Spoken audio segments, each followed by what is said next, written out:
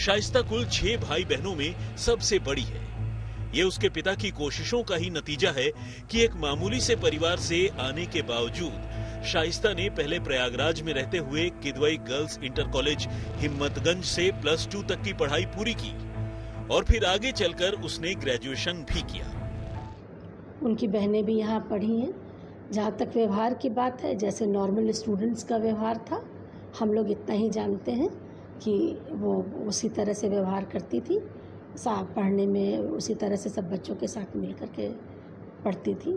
शाइस्ता के दोनों भाइयों में से एक शबी अहमद ने अपनी पढ़ाई पूरी करने के बाद एक मदरसे में टीचर के तौर पर अपने करियर की शुरुआत की और कुछ इसी तरह धीरे धीरे सारे भाई बहन अपनी अपनी जिंदगी में आगे बढ़ने लगे।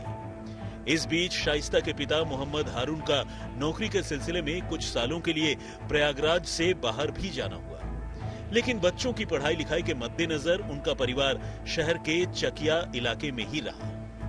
फिर वो वक्त भी आया जब मोहम्मद हारून को अपनी बेटी शाइस्ता की शादी का ख्याल आया।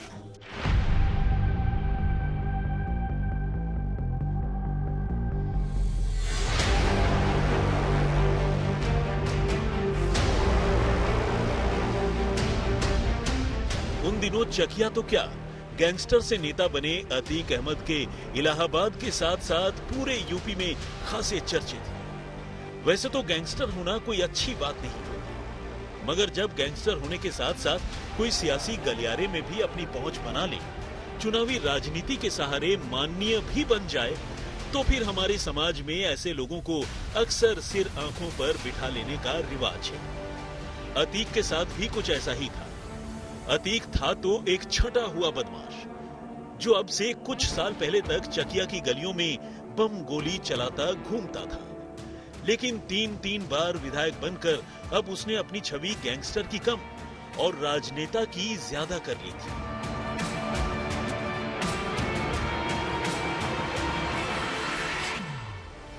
ऐसे में अपनी बेटी के लिए दूल्हे की तलाश में लगे मोहम्मद हारून को अतीक में अपने दामाद का अक्स नजर आने लगा।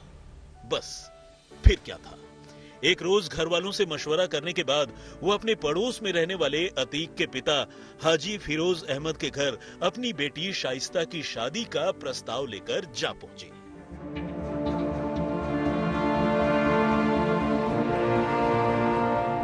क्या आपको ये निकाह कबूल है? कबूल है। जुर्म के सहारे कामयाबी की सीढ़ियां चढ़ने से पहले खुद अतीक का परिवार बेहद गरीब था। उसके पिता फिरोज अहमद एक मामूली तांगा चालक थे और तो और खुद अतीक 10वीं फेल था। ऐसे में जब एक पुलिस कांस्टेबल खुद अपनी बेटी की शादी का प्रस्ताव लेकर उनके दरवाजे पर पहुंचा और वो भी जब ये पता चला कि वो अपनी जिस बेटी से अतीक की शादी करवाना चाहते हैं वो घर की न सिर्फ बड़ी बेटी है बल्कि उसने ग्रेजुएशन की पढ़ाई भी पूरी की है, तो फिर अतीक के पिता फिरोज अहमद इस रिश्ते से मना नहीं कर सके और फिर जल्द ही चकिया में अतीक और शाइस्ता की शादी भी हो गई।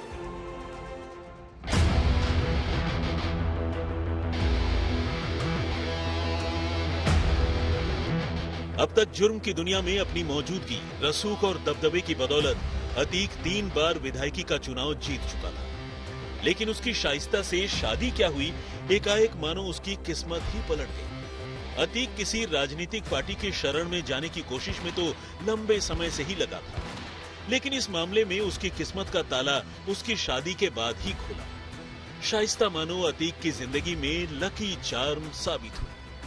शादी के बाद अतीक को समाजवादी पार्टी में एंट्री मिल गई और खुद पार्टी के सुप्रीमो मुलायम सिंह यादव ने उसे इलाहाबाद पश्चिम से विधानसभा चुनाव का टिकट थमा दिया। अतीक था तो घाघी, उसने पूरा जोर लगा दिया और समाजवादी पार्टी का विधायक बन गया।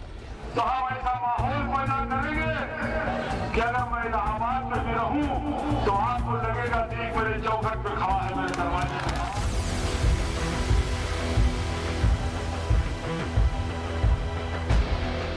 अतीक का ज्यादातर वक्त अब भी बाहर ही गुजरा करता था। अब वो एक नेता के तौर पर ज्यादा व्यस्त रहने लगा था, लोगों के मसले हल करने लगा था, खुद उसके घर में 24 घंटे लोगों का आना जाना लगा रहता था। लेकिन शाइस्ता ने हमेशा खुद को घर की चारदीवारी के अंदर रोके रखा। उसने कभी भी अतीक की सियासत या जुर्म की दुनिया में दखल देने की कोशिश नहीं की। धीरे धीरे दोनों का परिवार बढ़ा और अतीक और शाइस्ता के कुल 5 बेटे हुए, अली, उमर, असद, एहसान और अबान। अतीक भले ही 10वीं फेल था, लेकिन ग्रेजुएट शाइस्ता अपने बेटों को खूब पढ़ाना लिखाना चाहती थी। बेटों की तालीम की शुरुआत घर से ही हुई। खुद शाइस्ता उन्हें पढ़ाया करती थी, खासकर उर्दू और अंग्रेजी। उमर जब बड़ा हुआ और स्कूल जाने के लायक हुआ तो शाइस्ता ने ही अतीक से कहकर उसका दाखिला प्रयागराज के नामचीन सेंट जोसेफ कॉलेज में करवा दिया। इसके बाद एक एक कर शाइस्ता ने अली, असद, एहसान और अबान का भी दाखिला इसी सेंट जोसेफ कॉलेज में करवाया।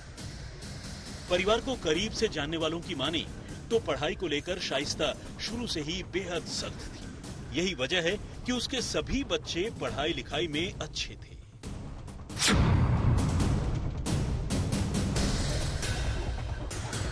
स्कूलिंग के बाद शाइस्ता के बड़े बेटे उमर ने कानून की पढ़ाई करने का फैसला किया। शायद बचपन से ही उसने अपने घर में काले कोट वालों को आते जाते देखा था। बड़ा हुआ तो बाप के कारनामे भी समझ चुका था। शायद इसीलिए बाप की मदद करने के वास्ते वकील बनना चाहता था।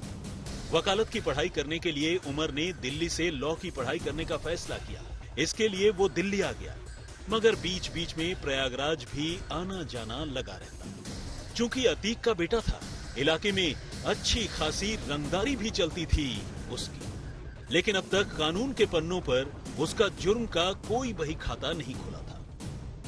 बही खाता खुला अप्रैल 2018 में, जब लखनऊ के एक बिजनेसमैन मोहित जायसवाल को किडनैप कर देवरिया जेल लाया गया था। तब अतीक देवरिया जेल में बंद था।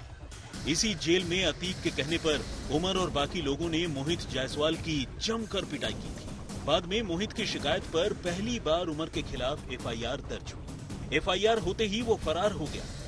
तब उस पर 2 लाख रुपए का इनाम रखा गया था।